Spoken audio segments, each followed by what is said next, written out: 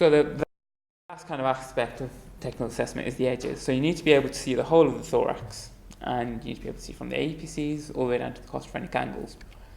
And the reason is because you get some pathology that's only in the APCs. So for example, TB, and you get some pathology that's only in the costophrenic angles, such as small pleural effusion.